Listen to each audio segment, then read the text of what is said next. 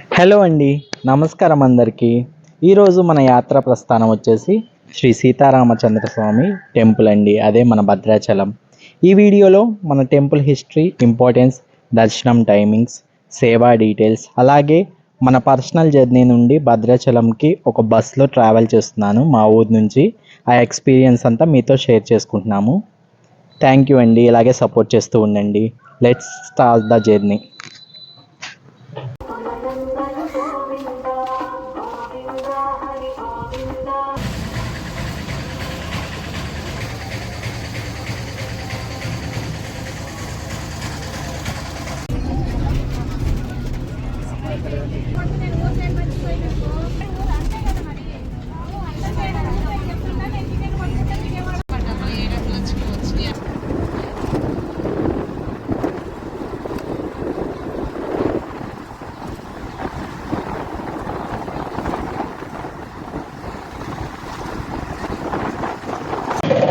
Hello అండి. సక్సెస్ఫుల్గా మనం అయితే భద్రాచలం రీచ్ అయ్యాం.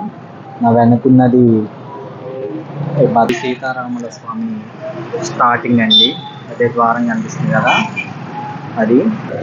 యాక్చువల్గా నేను అటు నుంచి వెళ్ళట్లేదు. వెరైటీగా గోదావరి దగ్గరికి మనం నడుచుకుంటూ వెళ్దాం, మీకు చూపిస్తాను. ఇలా నడుచుకుంటూ వెళ్ళాలండి.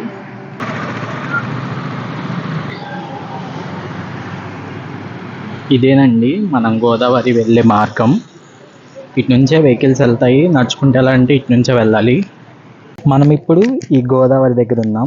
దేవాలయానికి సమీపంలో ఉన్న ఈ గోదావరికి ప్రత్యేకత, ప్రాముఖ్యత ఉందండి. ఇక్కడ భక్తులు పవిత్ర స్నానం చేసి ఆ తర్వాత దేవాలయం దర్శనం చేసుకొని పాపాలు తొలగిపోతాయని విశ్వాసం. సాయంత్రం సమయంలో అయితే ఈ తీరంలో నిలబడి చూస్తే చాలా బాగుంటుంది ఈ ప్లేసు. నేను ఇప్పుడే బస్ దిగి వచ్చాను కదా, చాలా ఎండగా ఉంది. సో ఎక్కువ చెప్పలేకపోతున్నా, ఏమనుకోకండి.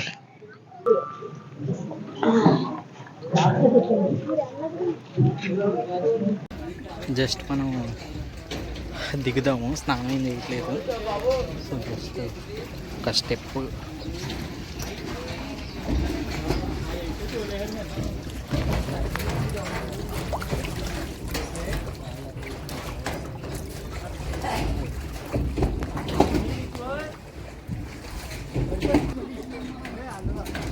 చూడండి ఎంత బాగుందో వాటర్. కానీ కాళ్ళు మామూలుగా కాలట్లా.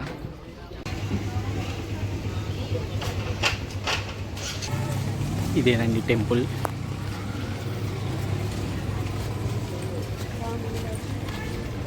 లోపలికి వెళ్ళి చూద్దాం. ఇప్పుడైతే దర్శనం టైం అయిపోయింది. మళ్ళీ 3కి ఓపెన్ చేస్తారు. చూడండి ఎంత బాగుందో టెంపుల్ బయట నుంచి. వెళ్దాం లోపలికి. ఎట్లా మనకి లంచ్ టైం అయింది కాబట్టి ఫస్ట్ అన్నదానానికి వెళ్ళి తర్వాత గుడి ఓపెన్ చేసిన తర్వాత ఇప్పుడు మనం దర్శనానికి వెళ్దాం.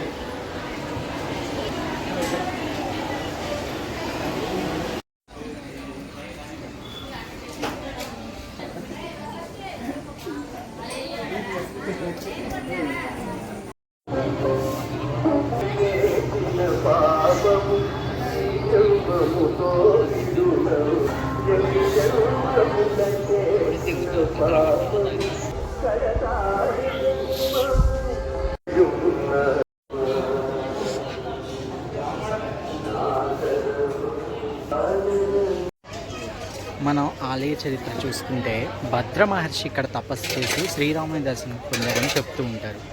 ఇక్కడ రామాయణంలో సీతమ్మ రావణుడు అపహరించిన ప్లేస్కి సంబంధించిన ఘటనలు ఈ ప్రాంతంలో చోటు చేసుకున్నారని మనకి పురాణాలు చెప్తూ ఉంటాయి.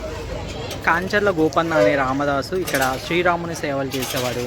ఆయన జీవితంలో ఎన్నో కష్టాలు వచ్చినా తన భక్తిని విడవలేదని, చివరికి శ్రీరాముడు, సీతమ్మ, లక్ష్మణుడు స్వయంగా ఇక్కడ దర్శనం ఇచ్చారని విశ్వాసంగా భక్తులు నమ్ముతూ ఉంటారండి.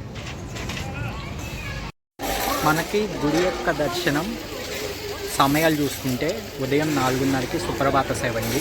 అలాగే మధ్యాహ్నం పూజను అర్చనలు చేస్తుంటారు. 12:30 లేదా 1కి గుడి క్లోజ్ చేస్తారు. మధ్యాహ్నం 3:00కల్లా మళ్ళీ ఓపెన్ చేస్తారు. మళ్ళీ 6కి క్లోజ్ చేసి 6:30కి ఓపెన్ చేసి మళ్ళీ 9:30 కల్లా క్లోజ్ చేస్తారండి. రాత్రి అంతా ఏకాంత సేవతో ఆలయం మూసివేస్తారు. ఇక ప్రత్యేక సేవలు ఏంటంటే సుప్రభాత సేవ, అభిషేకం, సహస్రనామార్చన, అన్నదానం, ప్రతిరోజు వేలాది మంది భక్తులు ప్రసాదం అందుకుంటారండి. ఇది భద్రాచలం యొక్క శ్రీరాముల వారి దేవాలయ విశేషాలు.